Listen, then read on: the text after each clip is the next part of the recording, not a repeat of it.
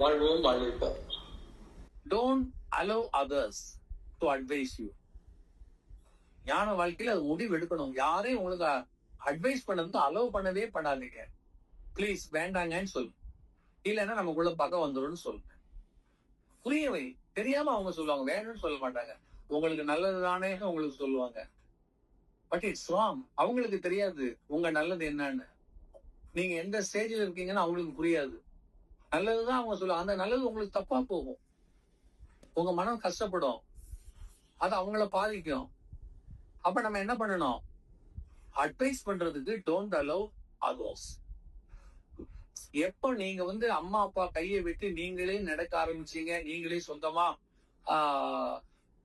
சோத்தை எடுத்து வாயில ஊட்டி திங்க ஆரம்பிச்சீங்களோ, அப்பவே உங்க தனித்தரமா இயங்க ஆரம்பித்து விட்டது. நீங்க யாருக்கு பவுடன் ஆகணும்னா குருக்கு மட்டும்தான். இறைக்கு ஆகணும். ஆனா இறை தெரியாது கண்ணுக்கு. இறைக்கு நமக்கு தொடர்பு இல்லை. அதனால இறை அந்த பக்கம் ஒதுக்கி வச்சிருங்க. குருவாக எடுத்துக்கொள். அது இறையே குருவாக மாட்டிச்சுன்னா அது ஒரு பெரிய பாக்கியம்.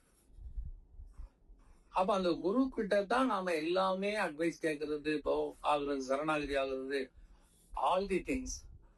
அதுதான் நான் திரும்ப திரும்ப சொல்லுவேன். அப்ப பாத்தீங்கன்னா அம்மா அப்பாவை கூட ஒதுக்கி விடுவார்கள். அந்த குரு நிலையில் ஆற்றல் பெறுவார்கள். அதை தான் முதல் சொன்னேன். ஆதிசங்கரம் இல்லையா? அந்த 9 வயசுலேயே அம்மா விட்டு என்ன பண்றார்? நான் போயிருவேங்கிறார். அம்மா சதிக்கிறா, அழுனா. நீ என்ன விட்டு போயிட்டேன்னா நீ சின்ன பையனா இருக்கடா. அப்பெல்லாம் 9 வயசு, சம்பாத்தியம் கிடையாது. இவன் எங்க போவான், எப்படி வாழ்வான்னு அந்த அம்மா அதுக்கு பயந்து. அதுக்கப்புறம் அது வயதானது, புருஷன் இல்லாதது. அப்புறம் நம்மளே பின்னாடி காலத்துல காப்பாத்துறதுக்கு நம்ம பிள்ளை வேண்டாமா, கொல்லி போடுறதுக்கு ஆள் வேண்டாமா அந்த காலத்து. காப்பாத்துறதெல்லாம் இல்ல. நான் செத்தா எனக்கு கொல்லி போட ஆள் வேணும். அப்படி ஒரு பழக்கத்தை கொடுத்துட்டான். வாழ்றதனுடைய தன்மையே கொடுக்கல. அந்த அம்மா அதை சொல்லி அழுது. இவன் என்ன சொல்லிட்டான்? அதெல்லாம் எனக்கு தெரியாதுமா, நான் இறைவனை தேடி போறேன். எனக்கு நீ வேண்டாம், எனக்கு உறவு வேண்டாம். இப்ப நீ என்ன விடலைன்னா நான் செத்து போவேன்னு குளத்துல குதிச்சுட்டேன். ஆதிசங்கர் லைஃப்ல உள்ள குளத்துல குளிச்சுட்டேன். குளிக்கிறதுக்கு இடங்கள்ல குதிச்சுட்டா. நல்ல ஞாபகம் வச்சுக்கோ. இந்த அம்மா கத்துது, ஐயோ என் பிள்ளை வாடா, நீ எங்கனாலும் போய்க்கடா, நீ வாழ்ந்தா போதும்டா, நான் உன்ன தடுக்க மாட்டேன் வாடான்னு கத்துனான். இப்ப வெளியில அம்மாவை வணங்கிக்கிட்டு அதான் கடைசி, நான் வர்றம்மான்ட்டு. அதுக்கப்புறம் பார்க்கவே இல்லை, முடிஞ்சு போச்சு. அப்ப இது சரியானா இன்றைய சமூக ஓட்டத்துல மிகப்பெரிய தவறு. பெத்த தாய் கூட பார்க்காம அப்படி இருந்தா உனக்கு தேவை இருக்குது. இறைவன் யாரு? இறைவனை பாத்தியா?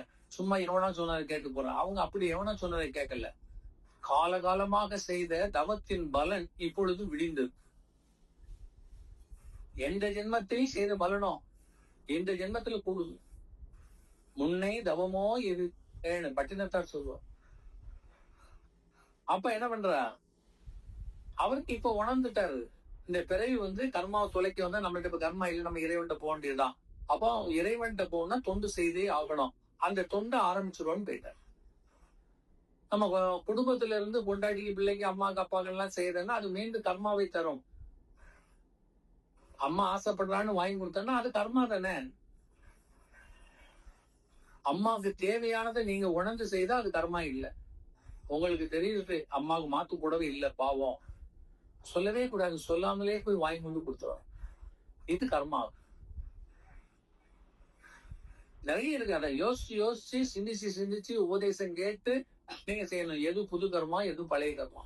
அப்ப முதல்ல இந்த புது கர்மா வராத வழிகள் அத்தனையும் நாம் கடைபிடிக்க வேண்டும் ஞான பயணத்தில்.